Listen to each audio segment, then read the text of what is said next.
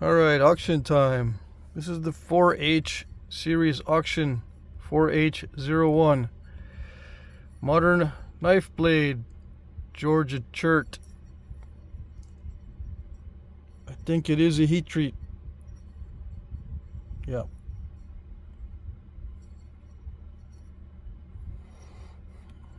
Sharpened more thinly on the cutting edge here than on the back, although it's pretty similar on this one. But yeah, I take more time to sharpen this edge here. This one is 6 15/16, almost 7. And the width is 2 1/4, 2 3/8, somewhere in that vicinity.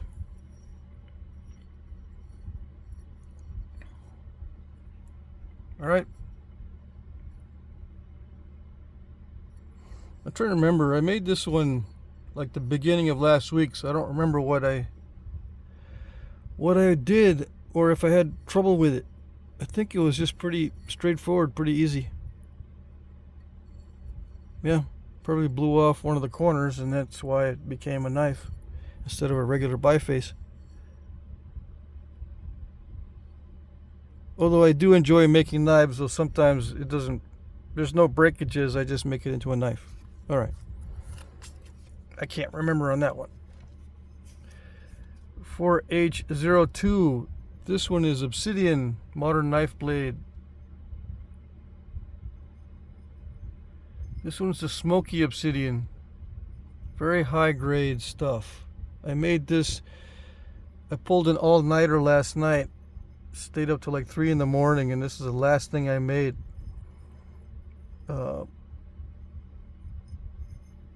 Yeah, this, like I said, this edge is much more carefully done than the back.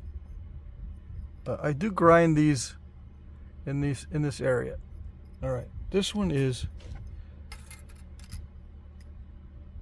let's see, 5 13/16, a little over 5 3/4, by about a little under 2 inches.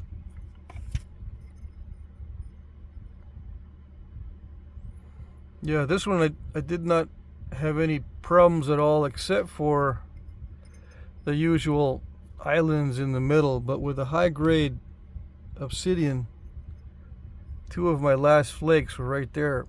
I was able to clear out any issues in the middle. Now this one is a little bit crunchy right there.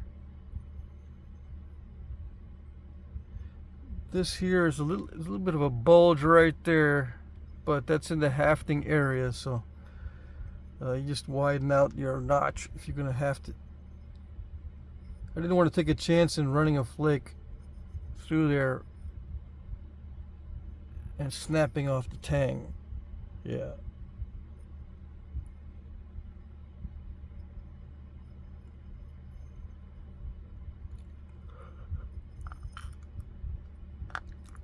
All right.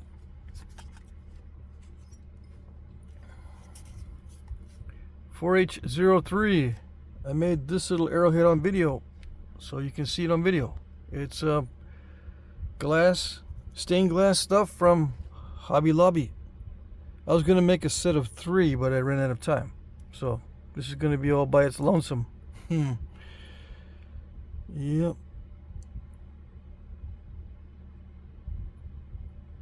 Yeah, I was gonna add 2 more to this item number. I'll make some more of these fancy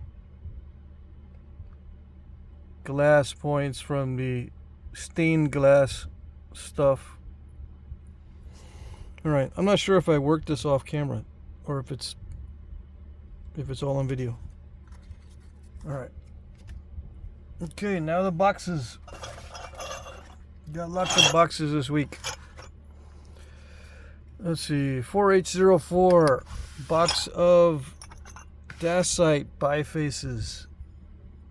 Now, some of them are fully worked and some of them are not. This one's fully worked, which means it's sharpened all the way around and thinned down. This one is a little over 5 5/8. by, about 1 5/8. And this, it's kind of hard to see, but these are gray Dacite. Except for this one. This one is black. This one's black butter. Let's see if the other one.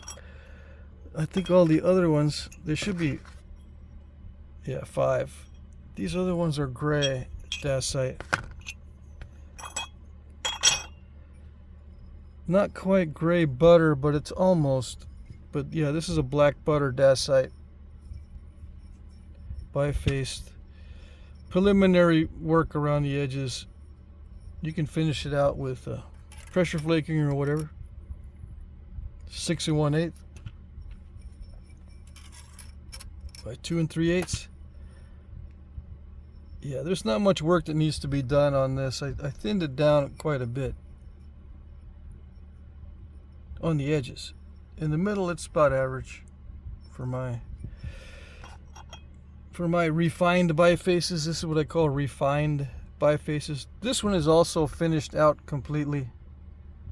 I did do the edge sharpening on this one too. So these two are finished out. Let's see, this one is 5 1/2 by a little over 1 3/4.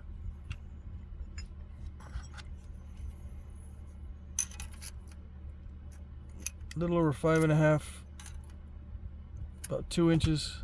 This was kind of crunchy right there in that area, right? I think that's what the issue was. Some of this Dacite is a bit crunchy. It's not as bad as that last video that I made. Not nearly that bad. This is pretty good stuff as far as Dacite goes. You shouldn't have any trouble notching it or whatever. You should not. Yeah.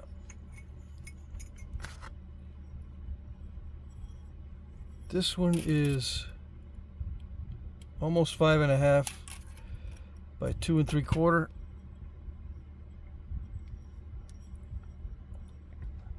I worked a lot of Dacite this week.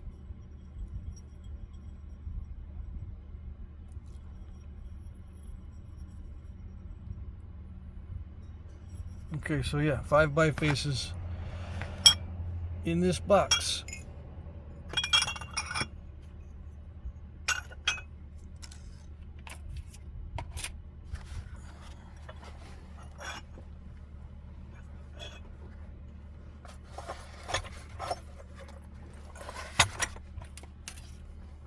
Okay, 4H05. This is a box of well, there's one big broken one in here of Dacite. These are all Dacite chunks and this broken one. This one was my mistake. There's no defect in the stone. I was being too aggressive with it. This one would have been pretty big, right? Yeah, 8 inches. But oh well, someone can make a couple points out of it. The rest of these are flakes. This is all gray Dacite, but it's the higher grade type stuff. It's not as high grade as the black butter Dacite, but it is pretty good, relatively speaking. I've tried Dacite in the past that is a lot worse than this, and some that is better than this. So this is a mid-grade gray Dacite. Now this is a pretty good sized chunk, right? 4 1/4 or thereabouts across. But there's different sizes for you to mess around with. These two are smaller, and that one's kind of curved, so you'll lose some off of that. This one is pretty straight. Okay, just a box of big flakes and a couple of halves. Yeah. It is snapping halfish, obviously, so you got to be careful with it. Yeah, there's proof right there.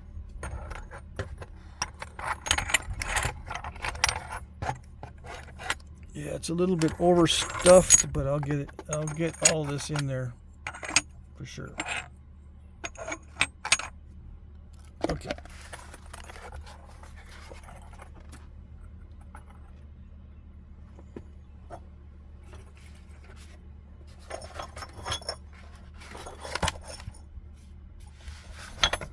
H06.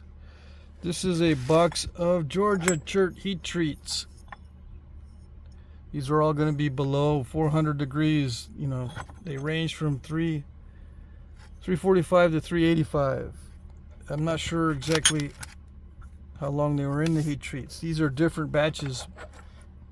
These darker redder ones are probably in there longer, like maybe 6 hours, and these probably over here 3 hours. Pretty good sized chunks.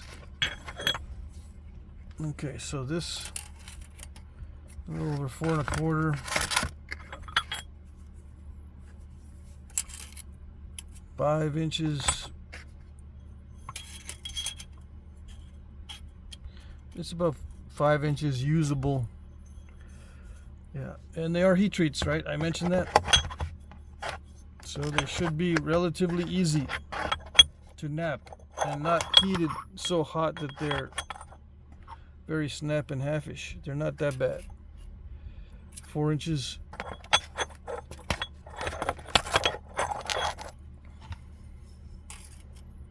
4 1/2, but you'll lose a lot off of this one probably because it's so wonky. All right.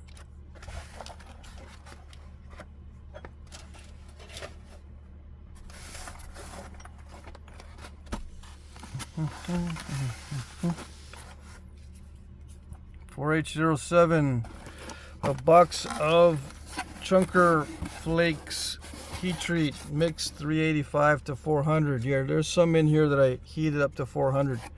They're going to be a lot more delicate than the other at 385. All right, so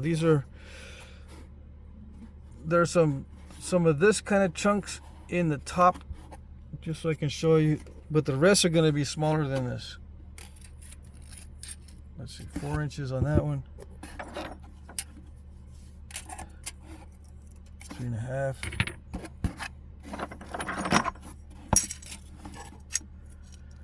You know, you can get kind of an idea. All heat treat. There's going to be a 14-pound minimum probably in here. Not probably. There is a 14-pound minimum, and it probably will be a little bit more because these are big chunks. Okay, so these top ones are relatively flat and ready to go, so to speak. The rest of them in here are going to be smaller chunks. This is another pretty good size one. They're going to be, the rest of these are going to be similar to these, right? It's almost debitage, right? Like this one could be a piece of debitage, but these other ones are just chunkers. I've offered boxes like this before. You'll get various sizes, all heat treat. Some will be thin like this, but most of them will be kind of chunky and sometimes curved. Okay? All right.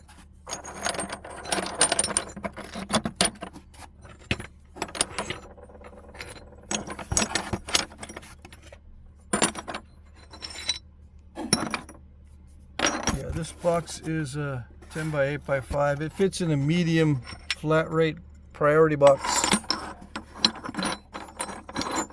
and they range from 14 to 18 pounds depending on how chunky the stones are and what material it is, but it's 14 pounds the minimum. All right.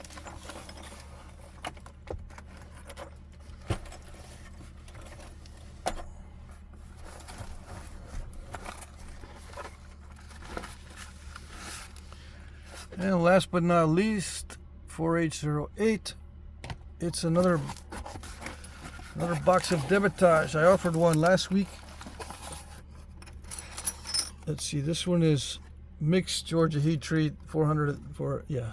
Okay, so that I did have a batch of heat treat at 400 this past week or so. Anyway, this is the largest piece in here. This one I think is going to give you some trouble. I think this was a 400 degree heat treat, and I think this is a heat pop. But I put it in here because it's debitage. I consider it debitage. If it might have issues, even though it's kind of a large piece for this box, I consider it debitage because it might be dicey. All right, that's the biggest piece in here. You're going to get a range of pieces from this size all the way down to the little bitty. This is just the usable debitage. I call it usable debitage. Some flakes are going to be really thin. Let's see. Those are all on the top, the really thin ones. As you get down the bottom, you're going to get stuff like this. Chunky ones down below. So on the top, they're small and thin, but down below they get chunkier. Yeah, much chunkier. So there'll be a mix. You can get hunting points out of some of this stuff.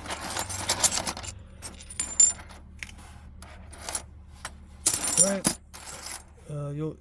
Some of this stuff is really thin. You can trim around the edges to make charms or pendants. I've heard one person is making a bunch of pendants out of this kind of stuff. Little chunky stuff to experiment with. You can make little arrowheads out of that. Alright. Some of this was heat treated by Jeff. This one says 350. So I set a range of 385 to 400. That one that says 350 is 350. Yeah, this might be the heat. This might be a heat pop. So just be aware, some of these are going to be dicey. This actually might be, well, they're called pot lids. They pop off the top of large flakes. This might be one of those pot lid flakes. When I heat to 400 or above, I tend to get pops like this. Okay? There's not many of those in here that are obvious heat pops. I tried not to put any of those in here. They're all going to be pretty solid as far as I can tell. Okay, some of them are exceptionally thin. I don't know the percentage, but there's going to be some really thin ones in here. All right, minimum 14 pounds. Yeah, it fits in a medium priority flat rate box. All right, so that's it for the items. That's it for the items. Now the rules. These are my cheat notes. There's some better rules in the description. Okay. Bid in the comment section under one of my pre-populated comments. This means that you will be replying to one or more of my comments. My pre-populated comments will contain the item number, a timestamp where the item appears in the video, and a short description. I will like your comment if I see it. Sometimes comments are not always visible. It may take me a while to like your comment, but as time approaches the end of the auction, I will check more frequently. Yeah, it's important to keep an eye on. If I like your comment, that means I see it or I saw it. If there's no like on your comment or your bid and it's been a while, I might not see it. So either bid again or send me an email or put a different kind of comment in the comment section, like, hey, did you see it? That kind of thing. Try not to bid at the last minute. I'm using YouTube's time tracker and it's not always accurate. It can be up to 2 minutes off. Please be aware of this. Yes, please be very aware of this.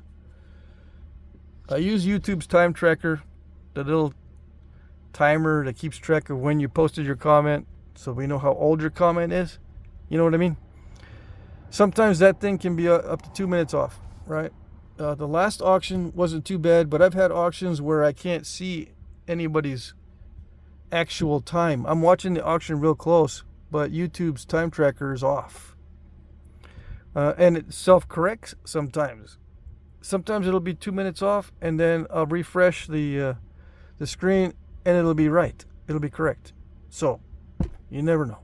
But be aware of that. If you're bidding at the last minute and the YouTube says you're too late, you're too late. Even though you know you're on time and I know you're on time, if YouTube says nope, then nope. Shipping is free in the US. International shipping is discounted but not free. I will add the following amounts. See? Canada tends to be a little bit cheaper, but that's not always the case. But these are the standard amounts that I use. I'll work with you, or I'll send you an email or something if the rates are different. Yeah, international rates often change. I might need to charge more than this. Once in a while, the rates go down. Okay, so that's another option. I'll let you know if that happens. I will provide tracking numbers. I accept PayPal, Venmo, Cash App, check or money orders. I also can email you an electronic invoice that you can pay with a credit card. Winners will be announced starting at 9:01 p.m. Eastern Time, which means that's 8 p.m. Central, 7 Mountain, or 6 Pacific. Just be aware of your time zone. Auction ends at 9:01 or 8:01 or 7:01 or 6:01, depending on your time zone. Yep. I will reply to your winning bid with sold, thank you, item number, the price. So please email me your name, address, etc. This is very important for new bidders. Please pay attention to the comment section. I have no way of notifying you that you've won other than this little reply in the comment section. If you get a reply from me in the comment section that you've won, you need to email me your information so I know who to charge and who to send it to. And if your YouTube name is different from your real name, please include your YouTube name in your email so I know who you are. There is a more complete description of the rules in the description box. If you have questions, please email me at jackcrafty2@gmail.com. Please look at my previous auctions to see how they work. If you are not able to reply or comment, you will not be able to bid. If you don't know how to reply or comment, please practice on another one of my videos. Yeah. Instead of clogging up the auction video. That's why I say that. I will work with you via email if you're having issues with comments or replies. Okay?